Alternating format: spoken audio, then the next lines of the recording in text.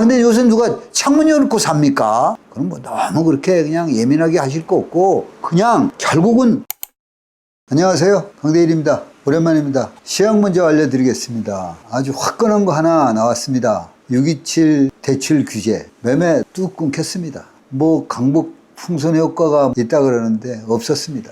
호가는 올라갔어요. 호가는 올라갔는데 거래는 안 되는 거죠. 이게 이제 곧 떨어지기 시작하겠죠. 근데 걱정은 누가 또 그랬잖아요. 이건 뭐 맛보기라는데. 근데 이게 좀 걱정이 되는 게 내년 5월에 양도세 중과 유예가 뭔가 안 될 것 같은 뉘앙스를 풍겼어요. 그게 이제 원래 며칠 전에 7월에 그 확정을 내년도 세제 계획에 대해서 확정을 하는 게 있거든요. 신문에 이렇게 보니까 양도세 중과 유예가 내년 5월 달인데 양도세 중과 유예가 빠졌다 그래요. 중과 유예가 빠졌다는 건 중과를 유예를 안 하겠다는 거 아닙니까? 그러면 이게 좀 이제 심각해지는 거예요. 뭐 2주택자 20%, 3주택자 30% 뭐 이렇게 중과세가 때리면 이렇게 이제 뭐 회피 물량이 있을 거 아니에요. 그 직전에 회피 물량이 시행 전에 왕창 나오면 뭐 급락할 수도 있죠. 약간 걱정되네요. 자, 뭐 어쨌든 여러분 다 아시겠지만 627의 핵심은 대출하는데 6억 가정만 해준다는 거잖아요.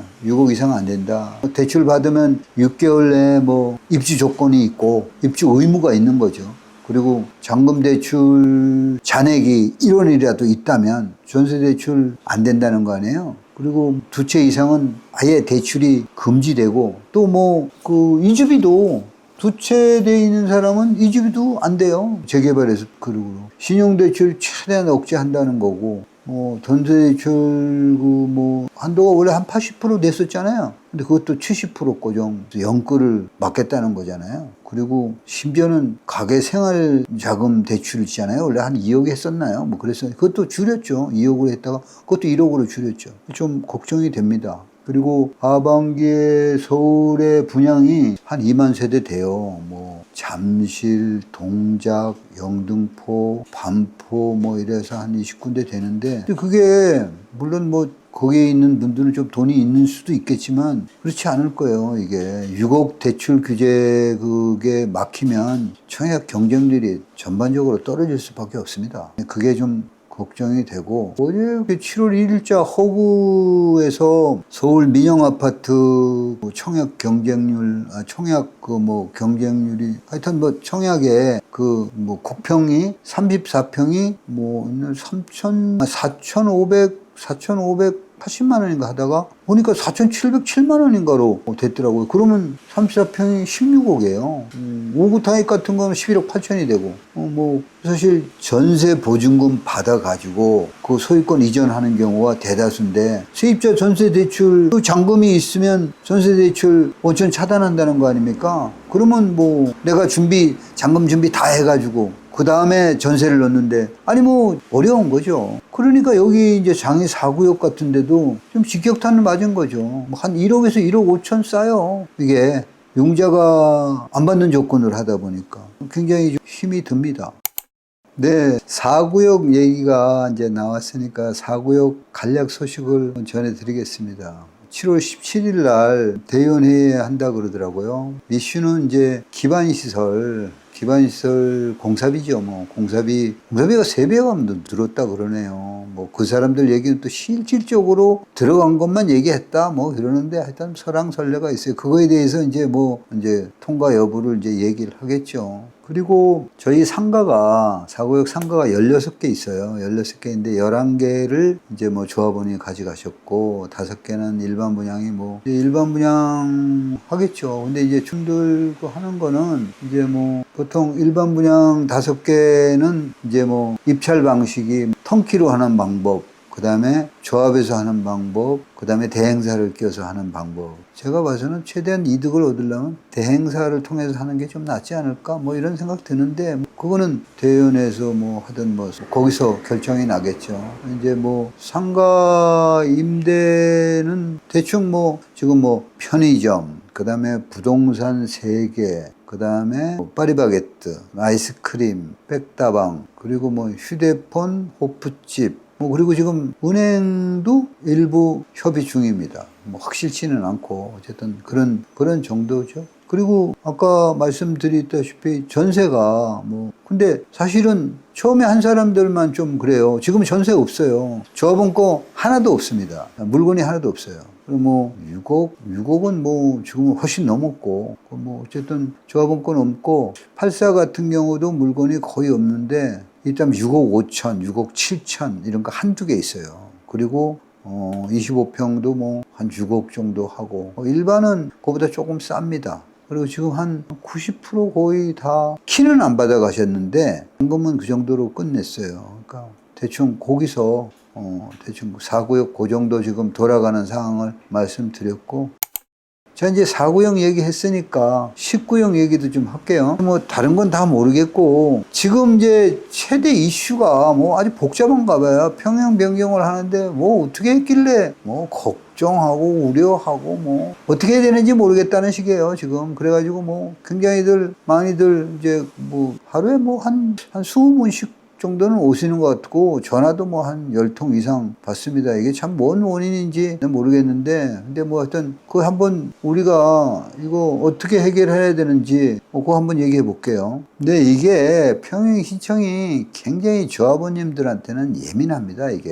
그래서 장이 6구역 같은 데서는 이게 거의 한 1년 전부터 이렇게 많이 이제 하는 방법을 어떻게 할 거냐. 그러니까 먼저 층수를 위주로 갈 거냐, 아니면 층수 말고, 그러니까 그 고층 위주로 갈 거냐, 향 위주로 갈 거냐, 아니면 그걸 섞어서 갈 거냐, 이런 식으로 저런 식으로 굉장히 연구들을 했었어요. 물론 19역도 했었겠지만, 어쨌든 그런 식으로 좀 한 다음에 최종적으로 그걸 섞어서 하는 걸로 이렇게 결정을 했고, 그리고 또 이제 조금 더 그 사람들이 세심했던 게, 이 4구역도 마찬가지고 6구역도 마찬가지인데, 이 사람들이 먼저 신청을 하고 한 번 더 신청을 받았잖아요. 우리 3번 했지만. 이제 그런 신청을 먼저 한 사람에게 우선권을 줬죠. 그 사람들에게 회의를 준 거죠. 그 사람들이 되고, 그 평형 변경하는 사람은 그 사람들 최초 신청한 사람 밑에 들어가는 형태로 이런 식으로 하면서, 그 사람들이 지금 한 거 보니까 12층, 이 4구역 같은 건 8층, 이런 식으로 이제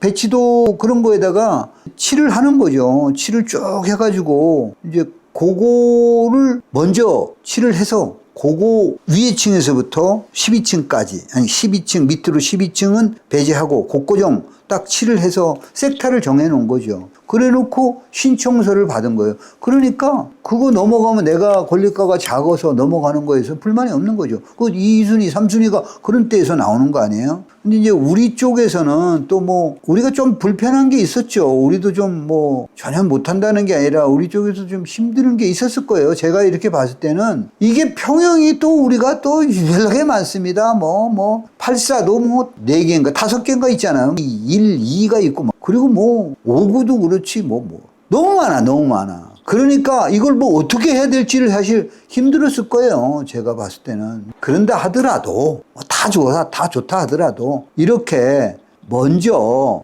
섹터를 정해놓고 그래놓고 이렇게 진행을 하는 게 맞지 않았을까. 근데 이게 이제 분양 신청을 먼저 하니까 배면도에다가 칠을 안 칠해놨다는 거잖아요. 그러니까 이게 지금 얘기 들어보면 이런 얘기 여기서도 어차피 다 말씀드려야지. 84C가 제일 많이 들어와요. 84A하고. 그럼 전부 다 거기 몰리는 것 같아.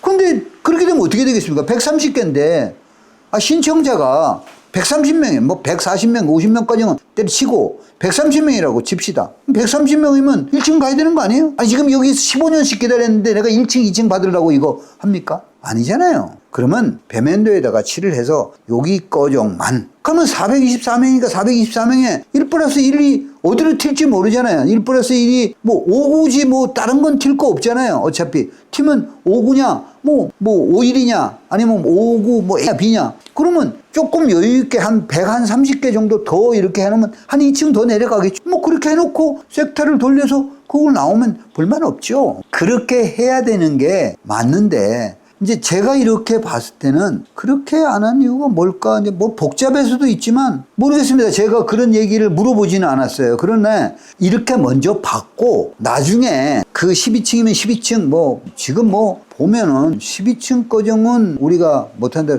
저기 한국부동산원이나 서울시에서는 5층 이상 랜덤으로 해라. 뭐 이런 이런 지침이 또 있는가 봐요. 근데 뭐 그게 무슨 뭐 강제 조항은 아니니까 뭐 저기 6구역은 12층이고 4구역은 8층이니까 그렇게 층에 배면도에다가 칠을 해서 놓고 그렇게 해야 되는데 이제 그게 안 하는 뭐 이유는 따로 모르겠지만 끝나고 신청을 일단 먼저 받고 난 다음에 그 다음에 그 12층이든 8층이든 뭐 여기는 우리는 뭐 그러진 않을 거고 뭐 아니 가면에서 뭐 100일 같은 경우를 뭐 8층 자르면 뭐 들어갈 사람도 없잖아요. 12층인데. 그러니까 그거는 좀 뭐 4층을 자른다든지 뭐 아니면 114는 뭐 5층을 자른다든지 뭐 그렇게 해가지고 권리가 순으로 따고 그 배면도에다 칠을 이렇게 해놓고 그리고 분양 신청을 받으면 84 같은 경우도 딱 그래놓으면 불만이 없을 것 같아요. 뭔가 그렇게 해가지고 나중에 먼저 신청 받고 나중에 그렇게 하려는가? 난 또 뭐 그런 생각이 들더라고. 뭐 그냥 이대로 막 이런 식으로 해서 1층도 좋고 2층도 좋고 네가 원했으니까 뭐 설마 그렇게 하겠어요? 무책임하게 그러지는 않을 것 같고 받고 난 다음에 뭔가 다시 하지 않을까? 근데 이제 자꾸 뭐 지금 먼저 우려하고 걱정하는 사람들이 자꾸 얘기를 하니까 뭐 같이 좀 불안해 하시는데 조합이 또 뭐 그렇게 어리숙하게 하겠어요? 나중에 그렇게 범위를 정해서 이렇게 그 뒤에 한 사람은 2순위로 가고 또 2순위에서 3순위로 가고 이런 식으로 하지 않을까. 너무 걱정은 하지 마시고 그때 가서 뭐 이렇게 한번 하면 되지 않을까. 아마 그렇게 될 거라고 저는 생각하고 또 그렇게 하는 걸로 이렇게 했으면 좋겠어요. 그래가지고 나중에 그걸로 끝난 다음에 결의 받으면 되잖아요. 어차피 조합원들 결의 받아야 되니까 이렇게 층이 좀 더 밑으로 내려갔다가 다시 또 뭐 이렇게 신청자가 올라오면 다시 올라간단 말이에요. 그러면 그렇게 결의 받아서 하면 되는 걸 이렇게 뭐 막 지금 너무 이러는 건 어떻게 될까 몰라서 곤란해 하지 않을까. 전 그렇게 생각돼요. 그러니까 너무 걱정하지 마시고 한번 지켜보십시오. 저도 조합원이고 나도 뭐 저층 저는 아예 그냥 자꾸 그러니까 피해가요. 그냥 아예 그냥 뭐 저기 84B는 뭐 타워형이라 뭐 사람 신청한 사람 별로 없더라고. 그러면 35층인데 한 34층 걸릴 것 같아. 기분 좋게. 그러니까 나는 더 좋아요. 난 당초부터 난 84B로 생각했기 때문에 뭐 이런 거 저런 거 생각 안 하는데 또 판상형이 좋다고 말이야. 뭐 타워형이 안 좋다고. 그거 여기 4구역 타워형 맞습니다. 저 지금 4구역 사는데 타워형 좋아요. 너무 뭐 그렇게 생각하지 마세요. 물론 통풍이 좀 덜 될 수도 있죠. 근데 요새 누가 창문 열고 삽니까? 전부 다 안에 공기정전기는 다 달려 있어요. 그럼 뭐 너무 그렇게 그냥 예민하게 하실 거 없고 그냥 결국은 층이 먼저다. 제가 이 부동산 하잖아요. 제일 먼저 따지는 게 뭔지 아세요? 여기에서 얼마나 가깝니? 이렇게 물어요. 두 번째, 층이 얼마니? 이렇게 물어요. 그러니까 너무 그냥 그게 막 그냥 호베이 뭐 아닌 게 있습니까? 지금 다 호베이지. 방향이 이렇게 좀 돼 있을 뿐이지. 그러니까 조금 너무 한쪽으로 치우치는 것 같은 그런 생각도 좀 들어요. 조합도 그러니까 힘들 것 같고. 조합에서도 좋은 결론을 내리기를 뭐 기대합니다. 일전에 그 1+1 양도세 말씀드렸더니 너무 용어가 어렵다. 뭐 그런 분이 많아가지고 간략하게 사례로 잠깐 말씀을 좀 드릴게요. 제일 먼저 기준을 잡을 거는 모든 것은 관리처분 1을 기준으로 생각해야 됩니다. 우리 관리처분 1이 2017년 7월 27일이죠. 그러면 그 2017년 7월 27일 이전 2년 전에 샀던 분들, 뭐 그게 한 주택이면 더 좋고, 그 2년 전에 샀던 분들, 그분들은 원래 이게 이렇지 않습니까? 집이었다가, 그 다음에 입주권, 그러니까 종이 쪽지죠. 그러니까 권리죠. 권리였다가, 나중에 임시 사용 승인이 되면 그때부터 아파트, 집, 권리, 집 이거잖아요. 근데 집일 때 이 관리처분 기준일을 해서 2년 전에 샀던 분들, 이런 분들은 이 이후에 종이 쪽지가 되든 아파트가 되든 계속 비과세예요. 계속적으로 비과세. 그런 분들은 그러니까 1주택자는 쭉 연결해서 아무 때나 팔아도 비과세다. 거기다가 이게 이제 한 뭐 18억이 될 수도 있잖아요. 그럼 12억이면 12억 거정만 해주거든. 매매가에 12억 거정만 해줘요. 비과세를 1주택자는. 그러면 12억을 하는데 난 나머지 18억이면 6억에 대해서 장기보유 특별공제라 그래가지고 지금은 이제 거주를 하면 4%, 보유하면 4%. 뭐 당연히 거주하겠죠. 그 전에 했던 것도 포함돼요. 그러니까 뭐 어차피 10년 무조건 다 채웠을 거란 말이죠. 그러면 80% 공제받아요. 그럼 6억에 대해 88이 64, 6억 4천을 또 공제받아. 12억 받지. 그러니까 68에 48이네? 4억 8천이지? 18억이라면 12억 빼고 68에 48. 그러면 16억 8천을 공제받으면 그러면 1억 2천이잖아요. 1억 2천은 뭐 취등록세 빼고 뭐 어쩌고는 없어. 그냥 한 몇백만 원 나와요. 기껏 해봐 1,000만 원 나와. 뭐 복비도 있을 거 아니에요. 뭐 그런 거 빼면 없어. 그러니까 1주택자가 그렇게 엄청나게 이득이 된다. 그러니까 그렇게 되면 어떻게 돼요? 좀 큰 평수 받아가지고 뭐 8대 84보다는 조금 아무래도 좀 수요가 좀 덜 하겠지만 그래도 뭐 팔려요. 큰 것도 사고자 하는 사람도 있어요. 다. 그럼 그렇게 되면 그냥 알지게 1+1 받아도 차 띄고 포 뛰고 나면 그 사람도 못 할 수 있어요. 계산해봤어요. 우리 세무사 그때 여기 상담 많이 왔거든요. 그래 세무사 불러가 쭉 다 했는데 오히려 이 사람이 더 낫어요. 1+1 말고. 그러니까 그렇게 해서 한다면 그렇게 되고. 그러면 1+1이 2년 전에 사긴 샀는데 기준일로부터 2년 전에 사긴 샀는데 1+1을 샀다. 1+1을 신청했다. 아까는 한 주택이고 여기는 1+1. 그럼 어떻게 되는가? 아까 집 권리, 그러니까 입주권, 그 다음에 아파트. 그럼 이 사람이 권리 때 팔면은 어떻게 되는가? 먼저 파는 거는 비과세. 여기서 비과세를 해주기 때문에 두 주택이 1+1이잖아요. 그럼 만약에 84하고 59 했다. 84를 비과세 해줘. 그럼 59가 아무래도 적잖아요. 안분하니까. 가정에서 이거를 피를 10억에 했고 어쩌고 저쩌고 권리가가 15억 아닙니까? 15억분의 여기 이게 59는 84는 5억. 15억분의 5. 여긴 15억분의 3. 이런 식으로 이제 안분을 할 거 아니에요. 15억분의 4. 이런 식으로 안분해서 얘가 크잖아요. 얘를 비과세 해줘. 그럼 얘는 실질적으로 세금이 이 정도 된다면 한 1억 5천? 1억 5천도 안 나올 것 같아. 1억 한 3, 4천. 이렇게 되면 이거는 고스란히 가져갈 수 있는데. 근데 이 사람이 무슨 문제가 발생하느냐. 여기 임시사용, 여기 이제 집 있다가, 여기가 이제 입주권 돼 있다가, 여기 아파트가 되면 또 죽어. 그러면 그때는 집이 두 채야. 그 집이 두 채면 먼저 판 놈이 양도세가 나와. 1가구 거기다가 내년에 만약 5월 달에 이상한 짓 해가지고 중과세가 받는다. 그럼 죽어버려, 완전히. 20% 중과세를 받으니까. 여기서도 지금 45%, 42% 나오는 데다가 20% 더 얹어놓으면 이건 파나만 하지. 폭망이야. 그러니까 그렇게 돼서 만약 이렇게 된다. 그럼 이때 팔아야 돼, 이때. 이때 팔아야 되고, 이 입주 후에 팔면 안 된다. 입주 후에 팔려면 그냥 내가 10년, 20년 나 그냥 갈래. 그럼 쭉 가버리면 돼. 그러면 그렇다고 세금이 없는 건 아니지만 쭉 가면 뭔가 그래도 쾌가 나지 않겠어요? 정부에서 어떻게 해서 하나 그렇게 하면 되는데 그렇지 않고 어중간하다 그러면 힘들다 그러면 돼. 처음에는 2년 된 사람, 관리처분일 2년 전 사는 사람 한 주택. 그 다음에 두 번째는 관리처분했는데 관리처분 2년 됐는데 두 주택을 신청한 사람 1+1. 그럼 세 번째는 2년이 안 됐어 이게. 관리처분일로부터 2년이 안 돼서 산 사람이 있잖아요. 그런 사람이나 관리처분돼도 2년 안 된 사람부터 먼저 볼게요. 2년 안 돼서. 그러면 이 사람은 관리처분돼서 입주가 되면 쭉 연결시켜줘. 근데 입주되기 전에 팔면 이게 여기는 공란이 되고 요것만 잡아요. 그러면 2년이 안 되니까 둘 다 양도세가 나와. 둘 다.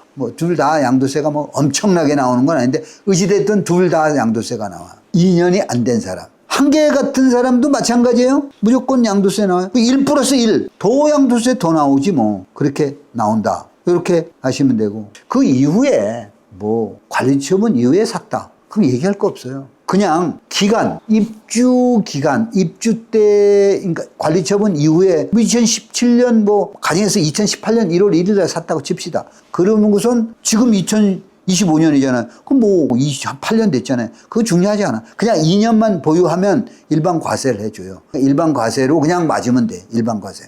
그리고 1+1다. 마찬가지. 1+1도. 그 1+1은 아무래도 두 개 다 세금 더 나오니까 아무래도 더 나오겠지. 그런데 이런 사람들이 제일 무서워할 게 있어요. 이 사람이 쭉 8년 아니라 지금 여기 입주 5년, 4년 거의 10년 이상 가서 이제 드디어 아파트가 됐어. 이제 아파트 됐으니까 내가 한 10년 가지고 있었으니까 판다. 팔으면 죽어. 왜 그러냐. 그때부터 집으로 보는 거예요. 그전에는 집으로 안 봐. 그때부터 집으로 보니까 한 주택이 있어도 그때부터 집은 1년 이내에 팔았다. 입주 후 1년 이내에 팔았다. 77% 맞아요. 2년 때 팔았다. 66% 맞아요. 큰일 나요. 절대 그 전에 팔아먹든지 이래야지. 아니면 2년을 다 입주 후 2년을 다 채워버리든지. 둘 중에 선택하시. 거기에 그 이후에 1+1짜리를 샀다. 또 많잖아요. 요새 뭐 우리 투자자가 꽤 많이 샀잖아요. 어쨌든 1+1. 그 사람도 마찬가지. 똑같아. 이 사람하고 똑같아. 17%, 66%. 2년 지나면. 근데 그건 2주택은 영원히 세금이야. 영원히. 그건 바뀌지 않아요. 그러니까 중과세는 뭐 중과세가 있을지 없을지 뭐 내년 봐야 알겠지만 중과세 아니라도 기본적으로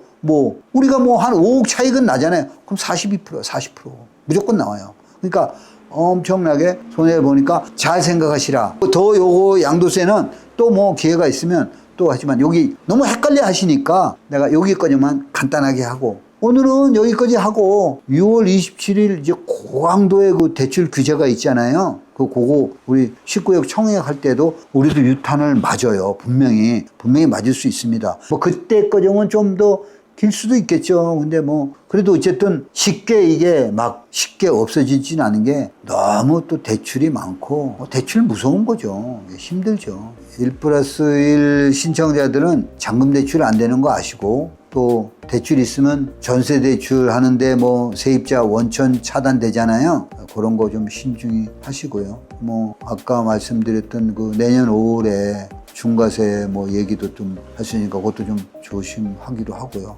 이제 또 뭐 어쨌든 오늘은 요 정도로 하고 다음에 또 뵙기로 하고 안녕히 계세요. 감사합니다.